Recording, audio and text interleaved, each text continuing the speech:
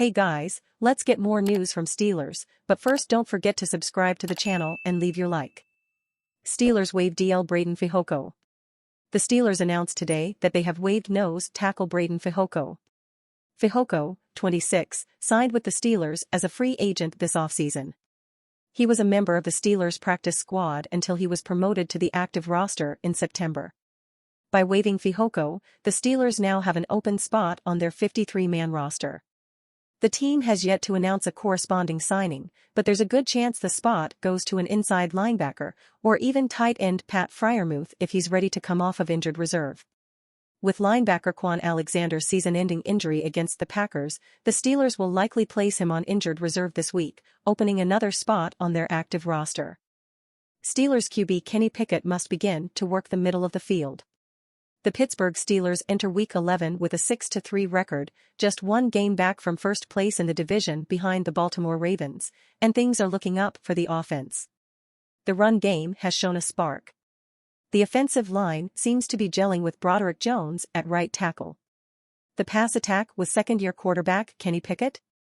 That hasn't given us all that much to talk about. Outside of some occasional rhythm that Pickett has shown in the fourth quarter, the rest of the passing game has left a lot to be desired. There are many glaring omissions in the Steelers' passing game to this point in the year. The most glaring, perhaps, is the complete disappearance of the middle of the field. Wherefore art thou, middle of the field? Among quarterbacks with 200 or more pass attempts in 2023, no quarterback has fewer pass attempts, completions, and passing yards on targets to the middle of the field. Pickett also ranks dead last with a -10.6% completion rate over expectation, averaging league low -0.24 expected points added, EPA, per dropback and a 32.7% success rate on such targets per NFL Next Gen Stats. In short, the middle of the field has become enemy number one. And these two need to reconcile, quickly. Here's a look at Kenny Pickett's 2023 passing chart for weeks 1 to 10, courtesy of NFL Next Gen Stats. You'll note a distinct lack of dots, indicating targets, over the middle of the field this season. What gives? Whether it's Pickett's preference to avoid the middle of the field or a product of Matt Canada's offensive installation, it is a problem that needs solving, and fast, if they have hopes to open up this passing game. Targets to the sideline aren't problematic in and of themselves, it's when that's all we're seeing that it becomes a problem, as opposing defenses soon learn that they won't have to defend the rest of the field. Targets to the sideline also limit the potential for yards after the catch, which could help this offense tremendously, currently sitting with a 9.5% explosive pass percentage that is tied for the fourth lowest in the NFL to date. Unlocking the middle of the field will be an easier ask once tight end Pat Freiermuth returns from injured reserve, currently recovering from a nagging hamstring injury. Even then, however, Pickett will need to look to his third-year tight end more often for it to make any difference, as Freiermuth has averaged a career-low 3.25 targets per game in 4 outings this season. In the meantime, some targets over the middle to wide receiver Deontay Johnson will do. Figuring out the middle of the field, and truly making it something to defend, will be imperative to getting the Steelers' passing game in rhythm rest of season. Steelers pushed to sign former second-round CB, brother of former draft pick. The Steelers' 2023 season is quickly slipping out of reach, but that doesn't mean this franchise should just pack up and call it quits. There are still players to evaluate and decisions to be made, and a new free agent rumor suggested that Big Blue take a flyer on former second-round cornerback Greedy Williams. Adoree Jackson missed Sunday's game with a concussion and a neck injury and has been dealing with the latter for a few weeks. So, the Giants could use another cornerback, and anyone they add now should be a young player who could be a part of their plans beyond 2023, Bleacher Report's NFL staff argued on November 13. Adding, at 25 years old, Williams fits that description and is worth taking a flyer on to see what he's got during the remaining weeks of the campaign. Ironically, Williams' older brother Rodarius was drafted by the Giants in 2021. He was a 6th-round selection that didn't end up working out for NYG, but Greedy Williams was always the much bigger name. Despite being 2 years younger, Greedy Williams entered the league first in 2019.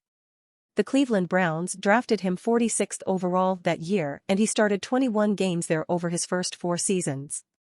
Eventually, the cornerback chose to walk in free agency, signing with the Philadelphia Eagles in 2023. He was unable to cut it in Philly though, and was released during training camp.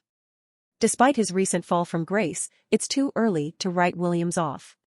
The former LSU product was a top prospect coming out of college, and injuries impacted his first few seasons in the league. Williams missed the entire 2020 campaign with a shoulder issue and has also suffered from nagging ailments throughout his time at the NFL level. The most recent injury was a hamstring issue that landed him on IR to begin the 2022 season. By the end of his tenure with the Browns, the youngster was relegated to special teams.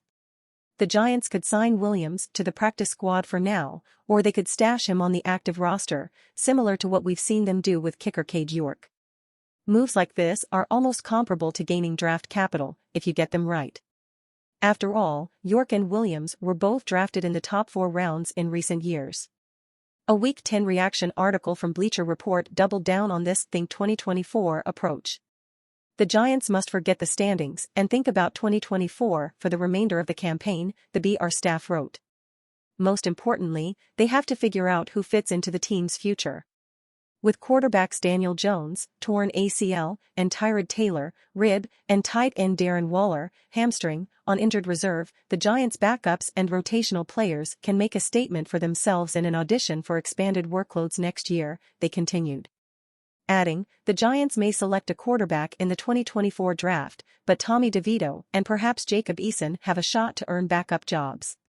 Big Blue also has a crowded wide receiver room with guys who have produced average career receiving numbers.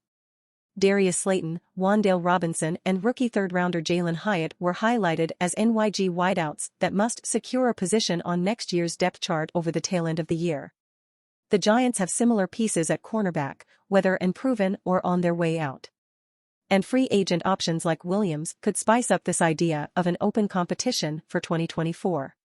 And you fan, what do you think of the greedy Williams situation? Leave your opinion in the comments.